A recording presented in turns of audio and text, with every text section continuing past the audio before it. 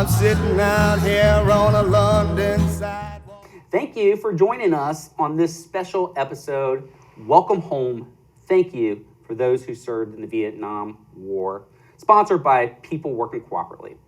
My name is Rusty Martis. I'm your host, and I am a retired Air Force Mustang and OEF veteran, and I run the Veterans Resource Station at Northern Kentucky University. I'm very excited to be sitting down today to hear about some amazing stories from our local heroes. Again, all thanks to People Working Cooperatively. PWC's Ramp Up for Veterans program has provided essential home repairs and accessibility modifications for over 6,500 veterans and their surviving spouses these last 12 years. PWC believes in offering a helping hand when it's needed most. They provide critical home repairs and services so that veterans can remain in their homes, living independently and healthier in a safe and sound environment, making a real difference in the lives of those who've given so much. Speaking of making a difference, I am very fortunate to be sitting here with Paul and Patti, and I'm gonna have you guys introduce yourselves, and if you can kind of share the branch of service and your relationship. All right. Paul, you want to start, Patti? Yes, Patti Fellinger and Paul and I were married in 1968. He was in ROTC, and we knew from that point that he was going to be going to Vietnam. And? Paul Fellinger. I graduated from Xavier University, ROTC, and was commissioned in June of 1968. We were married at the time, and we took off for Fort Sill at that point, not having any background in the military at that point. And so I'm going to jump to both of you real quick with this question. But Paul, I want to start with you if you don't mind. Yeah. After going to ROTC, you went to Fort Sill in Oklahoma to learn what position? I went to the officer basic course. Eventually, because of my status, I worked in the Visitors Bureau for about 6 months before my course started. So we became acquainted with Fort Sill, and particularly in the Visitors Bureau, I knew what was going on and where to go on weekends and what to see. So that's how we started our career. Okay, and that kind of answered, Patty. I was going to say, were you able to travel along with them at that period of time? Yes, we went together as a team. We had a Volkswagen, a '68 Volkswagen, and we went out to Fort Sill, 18 hours to get there. Mm-hmm. And we had everything we owned on the top of the car in 2 boxes. And it was exciting. I mean, we needed certain things, but in the back of our minds, we knew that sooner or later this Vietnam was going to come up, and we're going to have to figure out how it's going to work out. So, okay. And that's what we did. You should say we had a baby in the back also. Yes, we did. We had a baby in the back. So, yep, a baby in the back in the Volkswagen. And you got to Oklahoma. You got settled in. You said you spent 6 months there, Paul? Originally. And then he went. Well, 6 months, but I stayed there for the course, the basic course. Gotcha. After the basic course, then I was assigned to the Pershing Missile Battalion, 2nd to 44th. And we were actually in Fort Sill for 2 years before I was deployed to Vietnam. Okay, so baby is now 2 years old. Oh, yes, but we had another baby or 2 after that. Okay. So, yes. So by the time he was getting ready to go to Vietnam, which was 1970, we had a 2-month-old, we had a 1-year-old, and we had a 2-year-old. Oh, wow. So needless to say, I knew what my job was going to be, and he had his position in the Army. So. All right. Before we get there, I'm just curious, what was it like from a spouse perspective? I'm guessing, and correct me if I'm wrong, that you grew up around this area. Yes. And moving to Oklahoma, where that support system is not necessarily there anymore. What was that experience like for you? It's correct. Well, my husband will tell you that my long-distance phone calls were many. But having said that, there were a lot of people that we met, and it becomes your newest group. And they were very helpful. All the people there that we met are contemporaries, and they were all very supportive of each other. which is something that obviously we left in Cincinnati, but we gained it, a different type in Oklahoma. Absolutely. Now, did you have a good understanding of what you were getting yourself into from a spouse perspective before you left this area and got there? No. I can honestly say it was a baptism of fire. I learned as we went along. All the moves, I'd never gotten out of Cincinnati at that time. Neither did you, correct? Yeah. So we were learning together, and we enjoyed it very much. But in the back of our minds, we always knew this Vietnam thing was going to come up. So we tried to do the best we could, and we did. We had a good time, but our family came first. So that's what we were trying to get it together that way. So. Well, and we hear this from a military standpoint all the time, is adaptability and flexibility, but it's throughout the entire family. Oh, absolutely. Yeah. Absolutely. Yes. All right, so we got into getting up to 1970, right? Mm-hmm. So, Paul, do you mind sharing a little bit about the experience of when you got notified that you were heading to Vietnam? Then I'm going to jump over to Patty and have her explain her situation. Yes, it was September 1970 when I got my orders to go to Vietnam. I brought everybody back here to Cincinnati, but then I went on, and I was assigned to a unit, this is actually kind of funny, in the 4th Division, and I was made the motor sergeant in this battalion, and I was there for 28 days. After 28 days, the 4th Division was being sent home, and so motor officer, I didn't know anything about motors, but I had a warrant officer who was a motor officer, and he knew, so I just followed his lead and followed the convoy taking the equipment down to Cam Ranh Bay, and it was shipped off. And with that, then I was sent to the 101st Airborne Division in Phu Bai, and I was with the 1st of the 321st in Phu Bai. I was the S2 officer, intelligence officer. And I was, fortunately at that point, I was in a bunker during the day. And I guess the most interesting thing I did at that time was we seemed to have a lot of in the wire, a lot of things coming into the wire. We weren't sure what they were. So I convinced the division to give me one of these big connexes.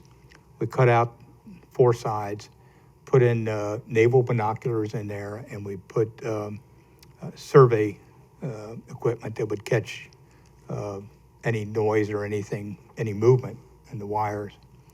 And so when we got a movement, I would run out to the helicopter, a little Loach helicopter, 2-person helicopter, and the pilot would be there, and we'd fly up and see where we could adjust fire under the enemy. Well, turned out it wasn't the enemy; it was deer that were getting into the wire and triggering all the survey equipment and so forth. I was there for about, I guess I was there for 6 months, 5 months, because the first month was it was a 4th Division. From there, then I was assigned to the division headquarters, the G3, and I was the night duty officer in the division TOC. I would start my day, like at 5 o'clock, and we would give the division commander and the brigade commanders an evening briefing on what happened that day and what was going to happen the next day. And then when that was finished, I would then go into the TOC and I would relieve the duty officer and spend the night, then run any operations in the TOC. And I did that until I came back to the States. And how long were you in Vietnam altogether? A year. Okay. Yeah. A year and a day. A year and 1 day. That's important. It is. It is important yeah. because I missed the flight that was supposed to take me back after a year. So I had to catch the flight the next day. Gotcha. And I happened to be the senior officer on that flight. And so they told me that I got to sit in the first seat. That was great. And so we landed in Hawaii. And then from there, I flew to, where did I fly? Somewhere, I guess, or Seattle, yeah, at SeaTac. and then came home from there. Okay. So, quick question. I'm going to jump over to you, Patty. When you dropped the family off in Cincinnati, how long did it take you from Cincinnati to actually get to Vietnam? Was it a week, 2 weeks, 3 weeks? No. I flew from Cincinnati to, I guess, to SeaTac again, and then we flew from SeaTac to Fairbanks, Alaska, just for a stopover, and then Tokyo for a stopover, and then to Vietnam. So it was pretty quick turnaround It was. for, Oh, absolutely. for your Yes, end. yes. And then you're in it. Yes. When you got there, it sounded Yes. like you were mission Yes. from the get-go. Yes. Let's take it from the spousal perspective now. So he leaves and he's immediately focused military mindset, right? Right. What is your perspective from that? Well, I found a 3-bedroom apartment in the basement, it's brand new, and it was close to my family. And of course, I had to have all the set up for the children because we had to have all those beds and all that business in there. And ended up, it was a very busy time. It was always busy for me, but the children had the living room that they spent a lot of their fun time in, and then we went outside. And we had family around, so I would take them to see them as well. But it was a quick. All of a sudden, we drive home from Oklahoma, and it was a quick trip. I think you were only there about a week, weren't you, before you had to leave again? Yeah, maybe not even that long. So yeah, but I got established. So I was lucky. I was in an area that had a lot of my family, which helped a lot. So yeah, I was lucky that way. And I'm just curious because honestly, I just don't know. What was the kind of the environment back home about the Vietnam War right now that you're going through? Yes, it's a great question, and I can tell you that because now I am identified as an Army wife, it is, I knew people that were in college who were protesting and sit-ins and all that business, which were my friends, and that relationship couldn't be anymore because obviously I didn't know what to say to them and they didn't know what to say to me anymore. So it was isolating to begin with a bit, but as I said, I had some friends, most of them were Army wives as well, and of course I had my family, so that made it a little easier. But the environment, the family didn't even want to talk about it, that he was in Vietnam, and that way it was very isolating. So I hope that answers the question a little bit. Absolutely. Yeah, I appreciate you sharing that. And Paul, do you mind sharing kind of your impression or your experience from the soldier's perspective in Vietnam? What was happening back home? How did that influence your mission? We wrote letters every day, and I pretty much got a letter every day. I'm not sure Patty, I know she didn't get one every day. We were able to I probably made 2 phone calls. And that was because I was a night duty officer, and I could schedule it in my time, like 1 o'clock in the morning, which would be daytime on her side. The phone calls would go through ham radio operators, and so when you got the call, I would say, "Hello, over," Right. and she would say, Hello, over. So they knew Just when to hear his voice you was know, when to good. switch. Right. Yeah, So, and then you ended the whole conversation with "I love you over." It's over. I love you over. That gave the operator a chance to turn it off or something. So Right. it was very interesting. But it was 2 phone calls, and it was fantastic. We didn't have internet, and this was our communication, verbal communication. Right. So anyway, it was our letters were very important to both of us. So. Absolutely. And from your perspective, Paul, how often would you see correspondence coming back then from Patty? Was it regular mail delivery or was it scattered? It was pretty regular. It would take, if I asked a question in a letter, it would probably take about a week or 10 days to get the answer back, just because of delivery time. Right. And kind of leads me to my next question, if you don't mind me prying just a little bit here. How stressful was that, knowing that you have 3 little kids, right? 2, 1, and Yeah, 2 months. 2 months old. during your time when you're focused on a mission that you have to accomplish and worried about your family back home? I worried about them, obviously, and I had their pictures by my bed. I'm not sure Patti told me everything that was going on, and I missed them. And vice versa, probably. Absolutely, absolutely. Yeah. I was very careful what I wrote. But it's it was what it was, and you had no way to get around it. So I knew that she had more of a problem than I did because she had three little ones.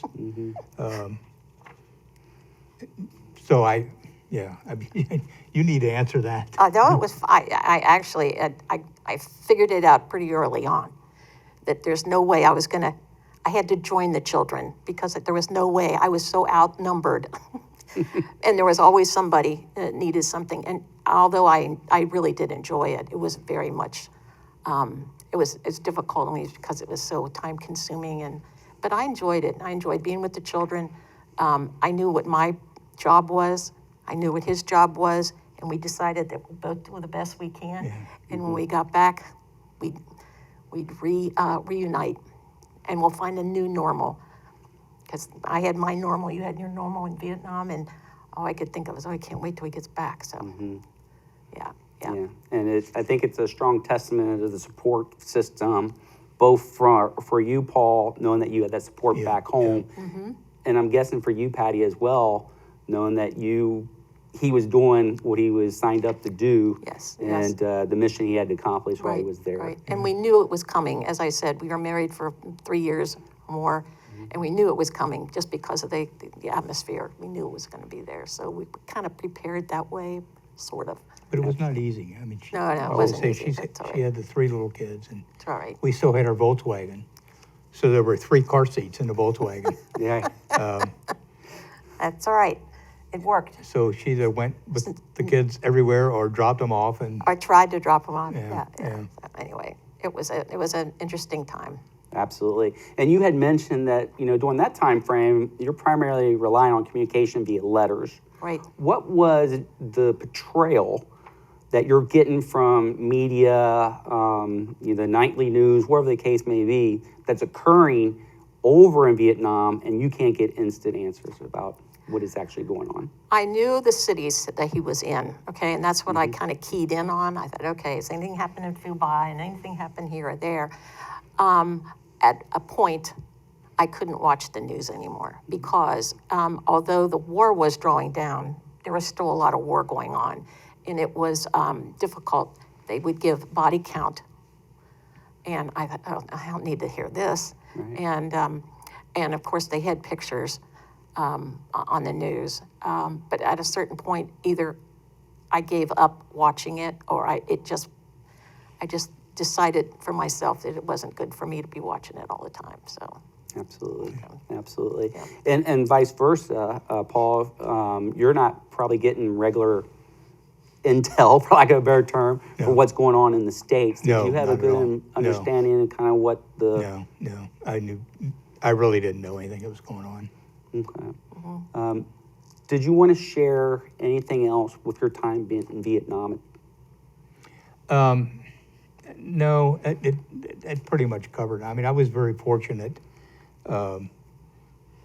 My experience in the field was very limited. I would go on artillery raids in a helicopter,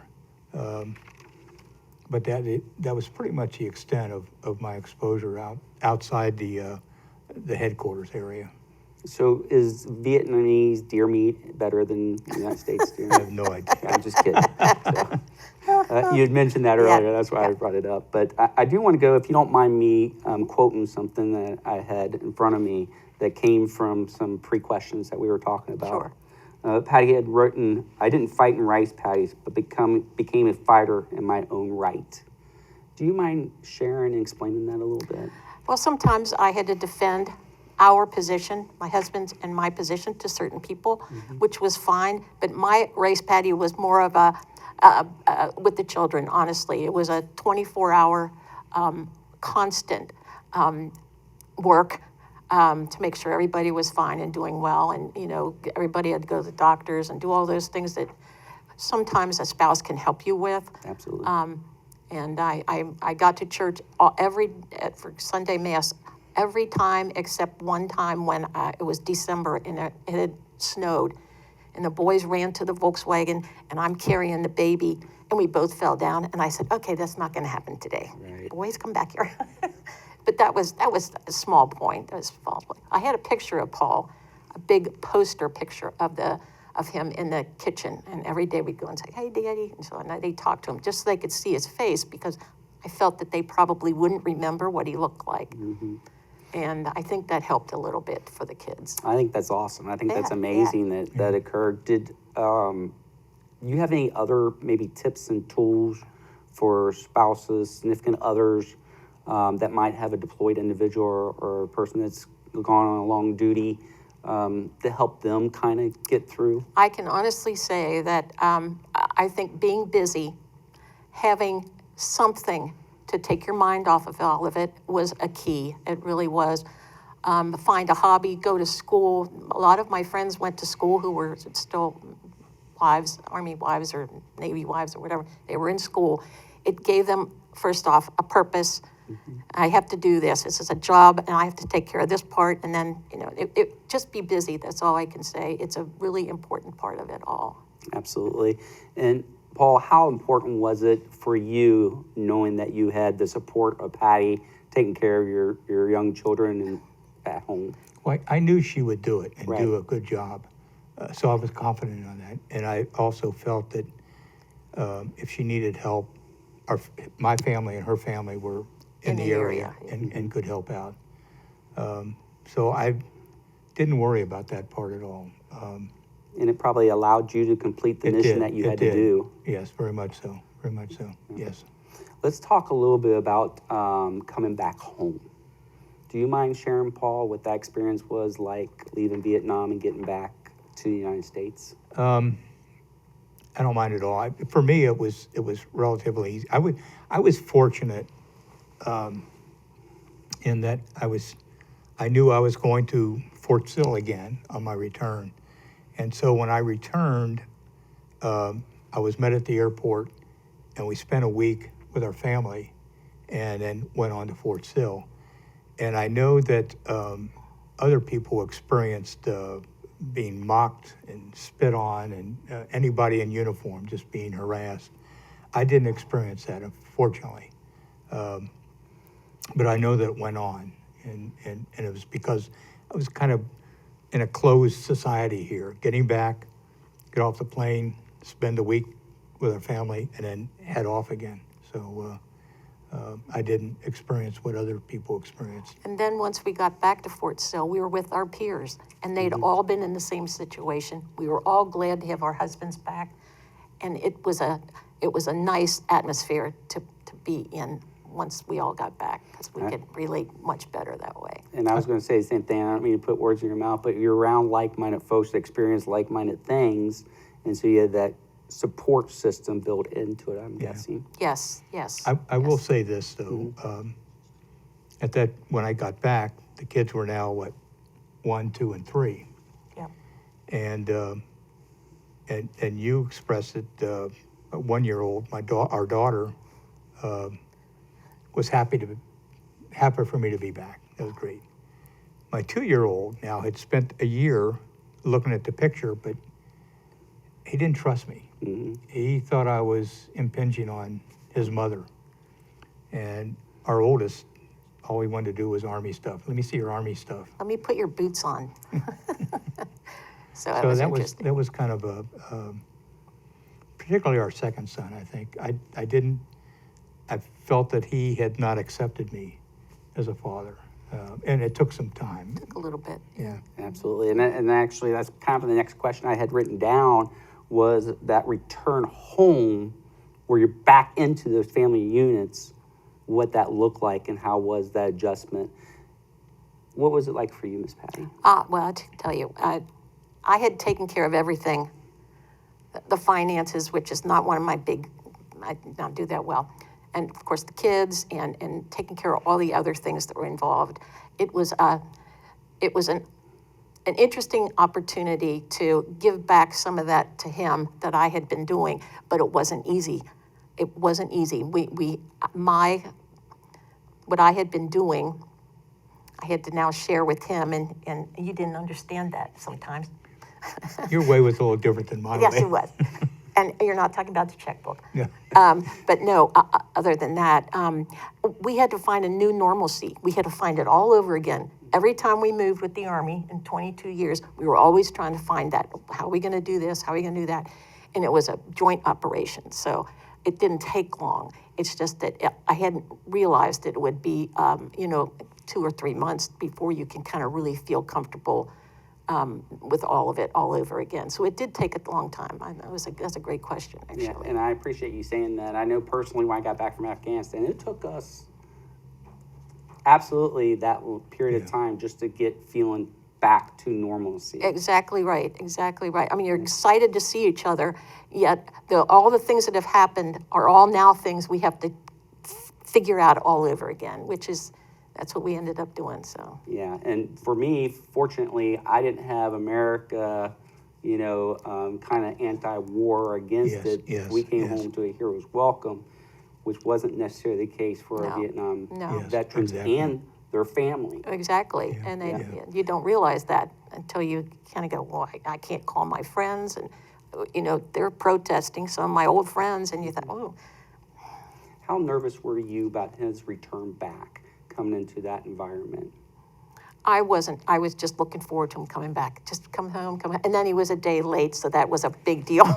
Yeah, you had mentioned it was a day Yeah, late. the day late. so- Yeah. But I was thrilled. I was so happy. I wanted the kids.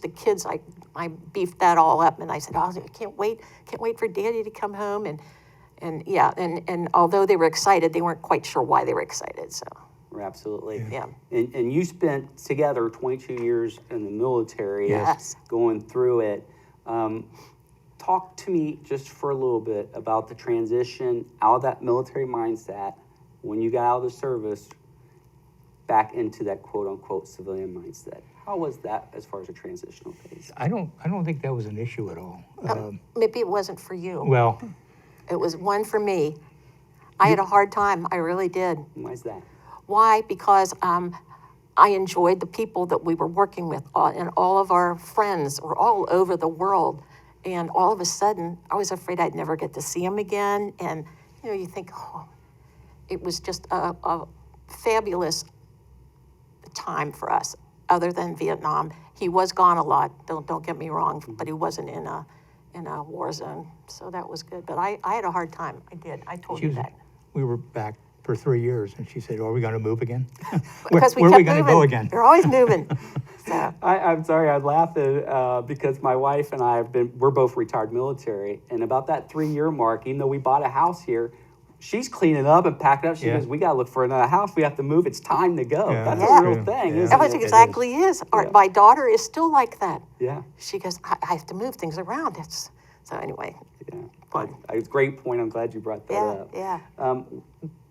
Thinking about all you went through and all your experiences, if you could go back today and give your younger self advice on all that, especially before you went to Vietnam and you experienced that, what kind of advice would you give yourself? And I'll let Paul start Yeah. first.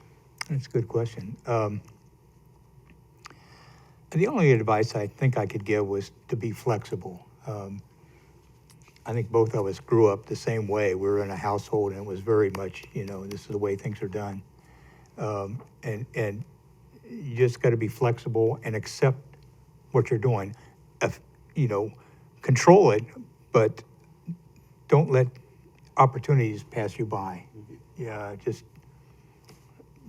sway with the wind, I guess is a way to say it. Absolutely. Miss Patty? I learned a lot. Personally, I was happy to be moving all the time. Not moving, but doing new things and seeing new places. And we're still like that now, right? Yeah. So I enjoyed it. If I were going to talk to myself way back when, I'd say, hey, don't be so shy. Just get out there and do what it is you want to do. And I have since adopted that. So I'm more so than I ever was when I was a younger person. So I didn't have that time either. But I loved it. I'd just go out there and experience it all. That's what I would say. Now, we can go back to one of your original points. When we first got to Fort Sill, all the long distance phone calls. I think I mentioned that. I paid more than that than my rent. I had a lot of questions, okay? Yeah, absolutely, and rightfully so. Yeah. But I'm going to come right back to you in just a moment for final thoughts. But in the meantime, I just want to remind everybody that this is thanks to People Working Cooperatively. And this year, they are doing their 9th annual Veterans Telethon on November 9th with WCPO. And this year's telethon will be dedicated to thanking all Vietnam veterans who served as well as their family members back home in that support during their deployment. Learn more about PWC. We'll put a link down below. But we want to thank you both for sharing and thank you for your service, both of you, because all family members serve. Yes. In some capacity. Absolutely, or not. absolutely. Yes. And with that, Paul, we'll let you go first, and we'll end with Patty's final comments. Anything that you'd like to share? I would like to just say that that we enjoyed the military life once we got into it and moving around and meeting people, and I think that it's something that many young people could benefit from today. Just see the world, and experience it. Absolutely. Patty? We have an opportunity, and we've had for the last 2 years, to speak to a high school on the west side, Seton High School, girls. And they wanted to know about Vietnam, and they wanted to know about our experience in the Army. And their eyes were very much opened when they found out that our children, who were their ages at the time, and what they got to do and what they got to see. And it really gave them a little bit of a feel of what it's like when they could put themselves in my own children's position. So they enjoyed it very much. So I would honestly say it, for me, it was a wonderful learning experience. Obviously, it wasn't as easy as a lot of things, but I enjoyed it very much. Well, thank you both. And I appreciate you tremendously for sharing all that information. I just want to give you a small token. Ooh. And as we are Oh, still nice. in Thank the you. 50th anniversary, and obviously this program is part of that 50th year. Yes. And I just wanted to make sure to get you a welcome home pin and a pen as well to say thank you for all your support. Absolutely. Thank you very much. Yeah, Appreciate it. thank you. Thank you, ladies and gentlemen.